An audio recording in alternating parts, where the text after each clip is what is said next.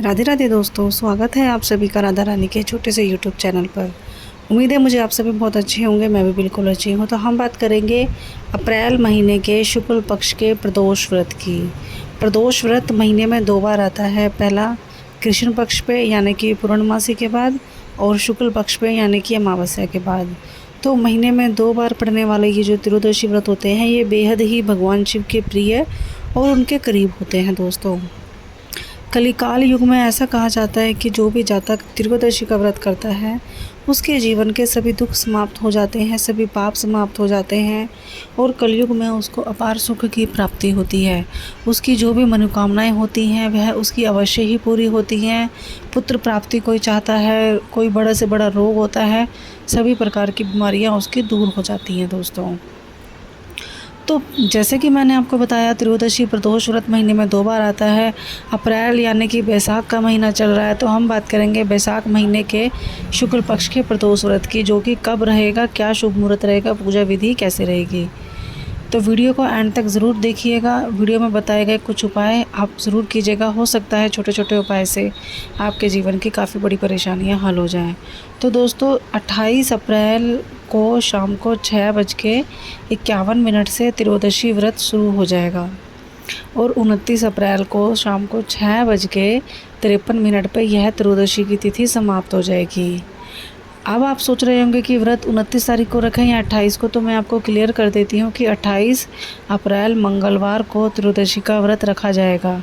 क्योंकि जब हम मंगलवार को प्रदोष काल में पूजा करेंगे त्रियोदशी प्रदोष व्रत की, तो उस समय प्रदोष की तिथि चालू रहेगी। लेकिन वही अगर हम 29 तारीख को व्रत रखेंगे और 29 तारीख को प्रदोष काल में जब प्रदोष की पूजा की जाएगी प्रदोष व्रत की, तो वह तिथि 6:53 पर ही समाप्त हो जाएगी। तो इसीलिए तिथि अनुसार हमें 28 अप्रैल को मंगलवार के दिन प्रदोष व्रत रखना है। प्रदोष व्रत दोस्तों जिस भी वार को पड़ता है उसकी एक अलग महत्व होता है, और वह अपने एक अलग नाम से जाना जाता है। जैसे कि 28 अप्रैल को पड़ने वाला प्रदोष व्रत भौम प्रदोष व्रत के नाम से जाना जाता है। यह हमारे इस व्रत को करने से हमारे जीवन का बड़े से बड़ा रोग से हम मुक्ति प्राप्त कर सकते हैं। यदि कोई व्रत शनिवार को है तो शनि, शुक्रवार को है तो शुक्रवार, सोमवार को तो है सोम प्रदोष व्रत, तो उसी हिसाब से यह व्रत रखे जाते हैं। अब हम बात करेंगे 28 अप्रैल को मंगलवार के प्रदोष व्रत के शुभ मुहूर्त की दोस्तों। तो प्रदोष व्रत का शुभ मुहूर्त रहेगा 6 बज के शाम को 53 मिनट से 9:13 तक का। 28 अप्रैल की शाम को 6:53 से 9:13 तक का यह समय रहेगा। 2 से लगभग 2.5 घंटे का, 2 घंटे का लगभग आप मान के चलो, 2 सवा 2 घंटे का प्रदोष व्रत की पूजा का। अब आपको पूजा कैसे करनी है शाम को प्रदोष व्रत की। प्रदोष व्रत की पूजा आप सुबह भी कीजिएगा, शाम को भी, लेकिन प्रदोष का व्रत है तो प्रदोष काल में हमें पूजा अवश्य करनी होती है दोस्तों। यदि आप मंदिर नहीं जा पाते हैं तो आप अपने घर में शिवलिंग होगा या नहीं है तो अपने किसी भी गमले में छोटा सा मिट्टी का शिवलिंग, पार्थिव शिवलिंग बनाकर आप प्रदोष व्रत की पूजा कर सकते हैं। प्रदोष व्रत की पूजा कैसे करते हैं दोस्तों। सबसे पहले भगवान शिव के शिवलिंग पर हमें गंगा जल से साफ शुद्ध कर लेना है। पंचामृत, जिसमें कि दूध, कच्चा दूध, दही, घी, शहद, शक्कर, गंगाजल इत्यादि पंचामृत से मिलाकर यह पंचामृत बनता है, जिसको हमें भगवान शिव का रुद्र अभिषेक करना होता है। शिवलिंग पर रुद्र अभिषेक करने के बाद गंगा जल से साफ शुद्ध करके फिर हमें भगवान को वस्त्र जनेऊ के रूप में अर्पण करने होते हैं। उसके बाद आप लाल चंदन, पीला चंदन और सफ़ेद चंदन, यदि तीनों हैं तो बहुत अच्छी बात है। यदि तीनों में से कोई भी 1 या 2 है तो आप भगवान को चंदन लगाइए। उसके बाद आप भगवान को भस्म लगाइए। भस्म भगवान को बहुत प्रिय है। इसी के साथ साथ आप भगवान को इत्र भी लगा सकते हैं। इत्र उनको बहुत ज़्यादा अच्छा लगता है, और किसी भी देवी देवता को प्रसन्न करने के लिए इत्र लगाया जाना बहुत आवश्यक होता है। इसके बाद आपके पास जैसे कि कोई भी फल फूल, यानी कि जैसे कनेर का फूल आपने देखा होगा, कनेर का फूल, या बेलपत्र, बेल का फल, या धतूरा, या भांग, या कि फिर भगवान को आप अन्य प्रकार के फूल भी चढ़ा सकते हो।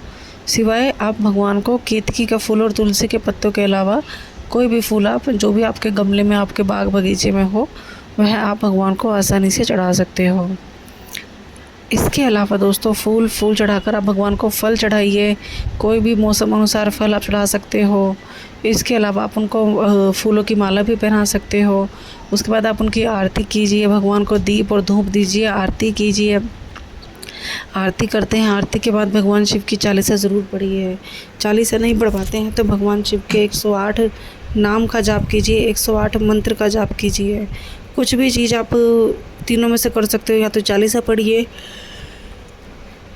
या फिर आप उनके 108 नाम का जाप कीजिए, या फिर आप जैसे 108 मंत्र आप शिव जी का कोई सा भी ले सकते हो।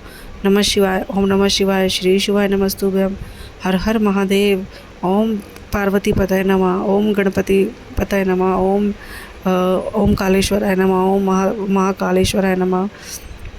मतलब कोई सा भी आप उनका मंत्र जाप कर सकते हो 11, 21, 51 बार अपनी श्रद्धा के हिसाब से, और भगवान से हाथ जोड़कर आप विनती कीजिए। जो भी आपकी मनोकामना है वह मान लीजिए कुछ ही प्रदोष व्रत में संपूर्ण हो जाएगी। अब दोस्तों प्रदोष व्रत में हमें क्या खाना क्या पीना होता है। इस व्रत में आप नॉर्मल कुछ भी खा पी सकते हो, लेकिन नमक नहीं होना चाहिए। जैसे कि एक ही समय आपको अन्न आहार करना होता है, और वो भी अन्न में जो होगा वह बिना नमक का खाना होगा।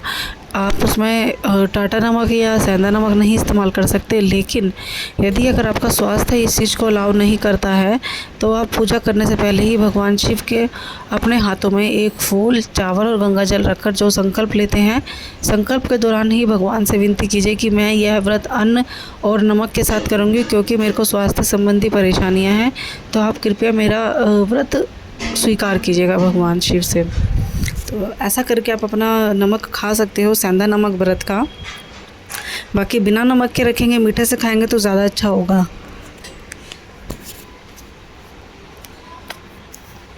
तो दोस्तों ऑलमोस्ट जो है मैंने आपको सारी जानकारी दे दी है भौम प्रदोष व्रत की।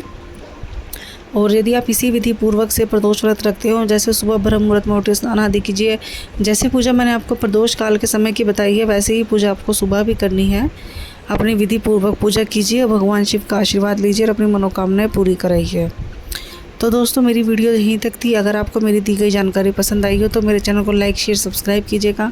आज का उपाय दोस्तों मैं आपको बता देती हूँ। प्रदोष काल में यदि कोई भी जातक, किसी भी जातक को ऐसा लगता है कि उसके जीवन में धन संबंधी या व्यापार संबंधी परेशानी है, तो कल प्रदोष काल के समय से आपको करना क्या है, अपने ही गमले की थोड़ी सी मिट्टी उठाकर उसकी पूजा कीजिए, उसको जल अर्पित कीजिए।